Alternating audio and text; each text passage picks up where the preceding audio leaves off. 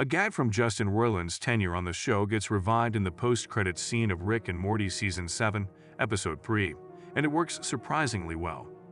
Justin Roiland, one of the show's co-creators, voiced both of the main characters in the first 6 seasons of Rick and Morty. But in January 2023, Roiland was accused of inappropriate behavior and faced domestic abuse charges. As a result, Adult Swim severed its relationship with the actor. Since then, the voices of the show's 2 title characters have been replaced in subsequent episodes of Rick and Morty Season 7 by actors who sound similar. Generally speaking, it is difficult to distinguish between Roiland's interpretation of the characters and the ones from Rick and Morty Season 7.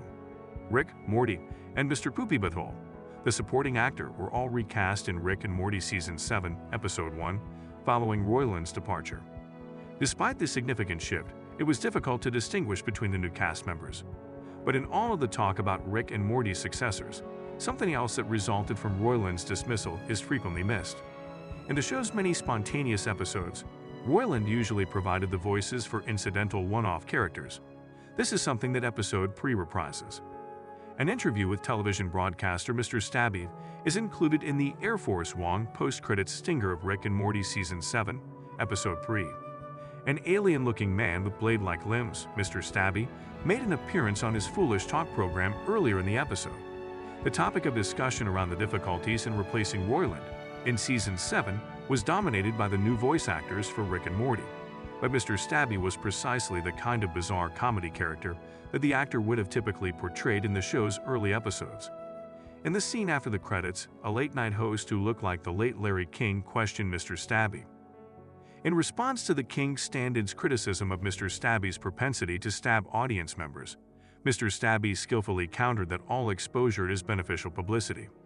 The bizarre short clip reminded me of the interdimensional cable segments from the first few Rick and Morty seasons, as did the previous short joke about Mr. Stabby's talk show in which he only stabs people by accident.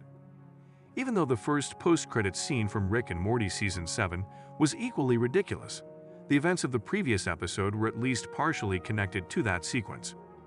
On the other hand, Mr. Stabby's presentation and the subsequent interview were completely surreal and resembled a brilliantly staged skit.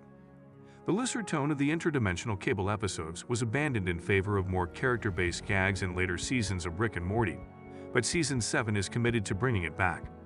The Mr. Stabby joke seemed like something that could have been included in the first few seasons of the show, when Roiland was more heavily involved in the creative process. Consequently, the fact that it was included demonstrated that Rick and Morty Season 7 isn't scared to experiment with various tones.